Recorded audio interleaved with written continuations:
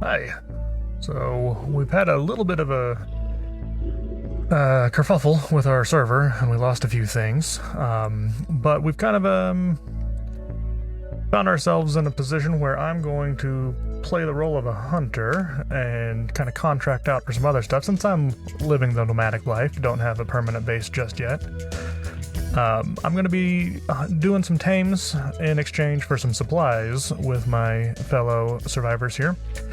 I spotted a decent level, it's a 140 male Carno, and Rook has politely requested that I bring that in for us. So I just spent a little bit of time farming up some raw prime to use as taming food. That should be enough with our rates. So now we're just going to head back out, see if we can track it down, make sure it's where I left it, tame it up, and bring it in. I have a flying cat. This is pretty cool.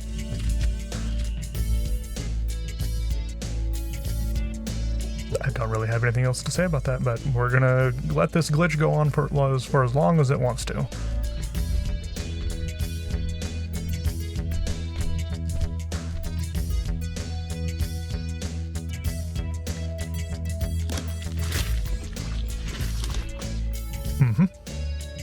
I actually could probably stop and it would start walking again, but nope, we're just going to be Super Cat. So I think going forward, my plan is, if you noticed off in the distance, there's that blue light. That is the blue obelisk. It is atop a mountain in the snowy biome. Eventually, that's where I want to settle. I want to create my base up there right next to Blue Ob. And even though I could probably just load up my stuff on the various tames I have already and go there and immediately start building, I think that's the 140. Let's see if we can sort this out. I'm planning on taking a Paracer convoy up that way. There's a good view of it. And so I've been just kind of getting some stuff lined out, ready to go. I'll show off a little mobile base that I've built, maybe at the end of this video, we'll see.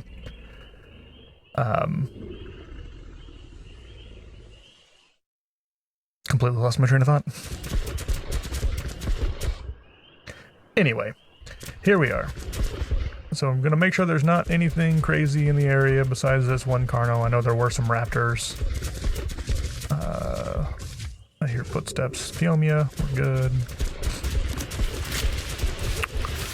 Because I think I'm just going to tame this the stupid way.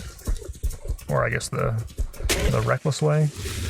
Of letting it chase me and tranking it. I'm not going to bother trapping it or anything. This is a fairly safe location. If something bad happens, I apologize in advance. I will find Rook a new Carno. So, let's go ahead and get this process started. Hey, bud.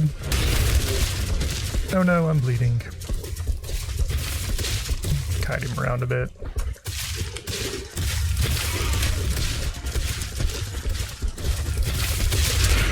Now, the thing is with the saddle I have and the health that I have on my Thyla here, I can just stand here and tank this for the most part. We'll keep an eye on my health and make sure it doesn't get too far down. But it's the only predator in the area. It's aggroed on me. It is not the only predator in the area. Pardon me one moment.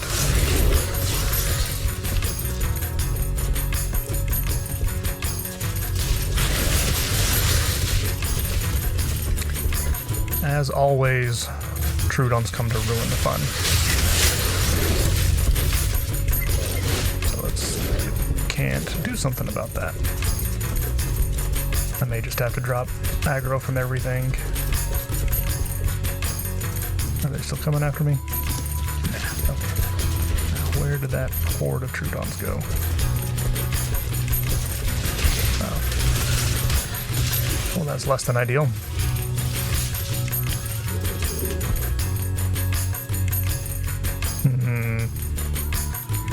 I mean, the plan's the same. It's not any more dangerous down there than it is up here. I just want to deal with those Troodons.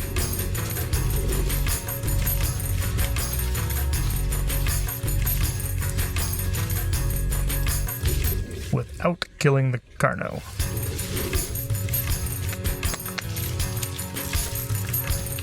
This is why you should trap stuff. Makes this whole process much easier.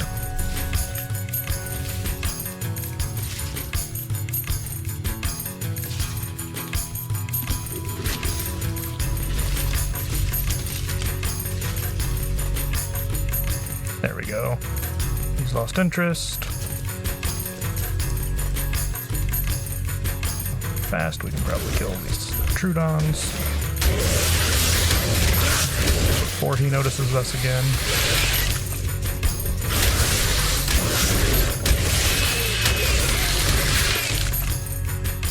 Okay, back in business. Although my health is lower than I would like, so we might have to be a little bit more thoughtful about how we go about doing this.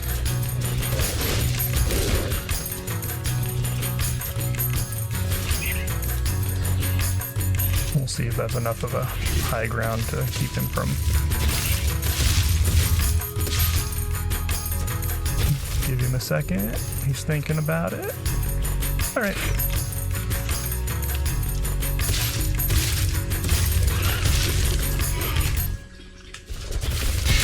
Where are you going, bud? Don't go out there and drown. Hey, tasty morsel right here. Are you torpor running? I've only shot you like 4 times. Maybe he is. Come on, bud. Back onto the surface.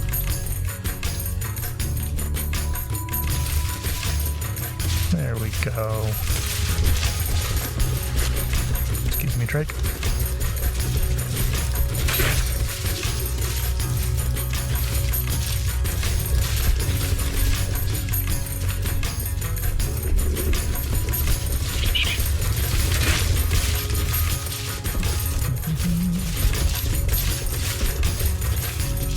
On the plus side, if he is actually torpor running, he's not bloody, so don't have to worry about accidentally killing him.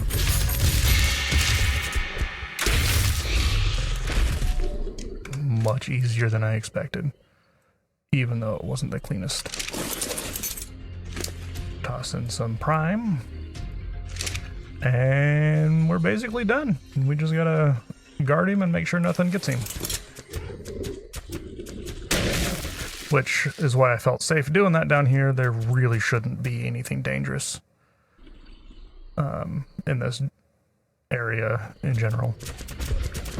The occasional raptor, the very occasional Therizinosaur, which shouldn't aggro on a sleeping corpse. It's not a corpse that's asleep, but you know what I mean. Alright. Go ahead and pop that in so I don't accidentally lose track of him. But yeah, gonna be making the long trip, so right now I'm spending my time kind of just ranging in the area. I'm looking for interesting tames, things along these lines, taking requests from my fellow survivors. Eventually, and I might do it as part of this video as well, I was up in the snowy biome earlier, yesterday or the day before, and I found a couple of decent high-level mammoths, woolly rhinos, and Ep8, and all 3 of those are on my tame list for various reasons. I've tamed Ep8 before, so I don't need that necessarily for the achievement I'm hunting, but they are fantastic tames to have for boss encounters, and also they drop the eggs that you need for the best kibble. So it's usually pretty good to have a handful of them laying around, at the very minimum, making eggs. So we'll see if we can manage to do that. They are a challenge because Ep8 in the snow biome, or I guess everywhere, are always accompanied by a handful of Carnos that are under their thrall. So while this dude was not that big of a deal on his own, 5 of them backed up by a Uteranus can cause an issue. Especially since, in general, the snow biome is just a harder place to deal with the Prolavias and packs of wolves and everything else that's constantly waiting for the smallest thing to go wrong and then snowball you until you die repeatedly. It's a good time. And that's where I'm going to make my home. I did notice, I don't know if there's any other people here familiar with Ark, but this is a creature from one of the mods that we're running. It's the first time I've seen it. Giant sea turtle. A Protostega. I don't know if it's on purpose or if it's just an issue with the mod, but I have noticed that a lot of them tend to just go in circles.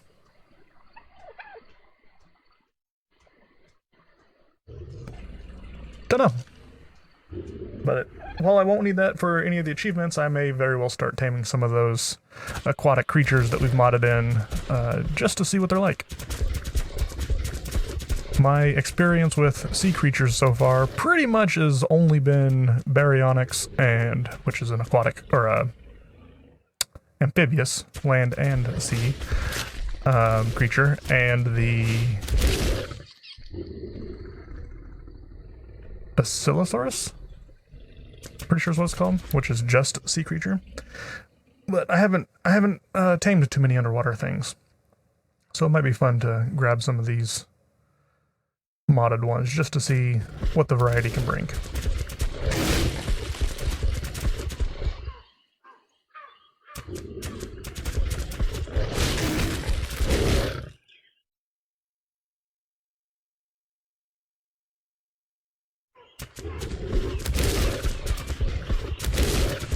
I get very bored sitting here waiting for a creature to tame, which has more than once cost me because I will wander off and it will die and I feel bad. Hopefully that doesn't happen this time because I'm already starting to wonder. But we're keeping an eye out for anything else that would be interesting to tame.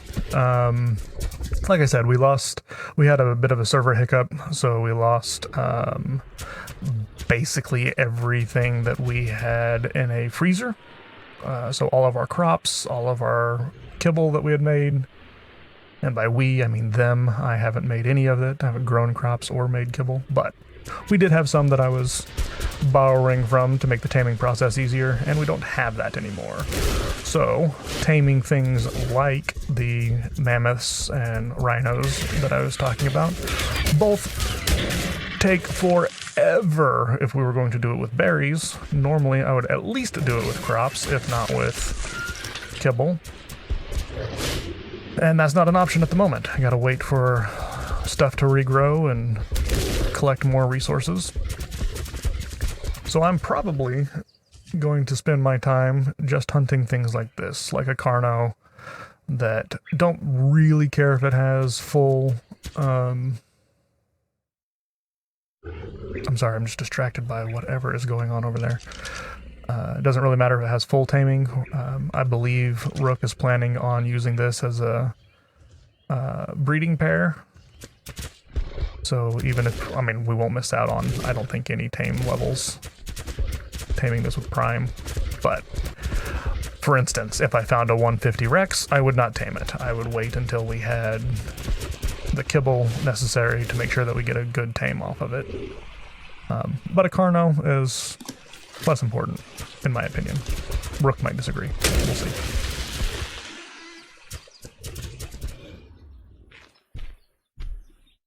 That's one of the things that I've been trying to work on, just to get slightly better at doing stuff and be more prepared to be more organized whenever we start doing our boss runs.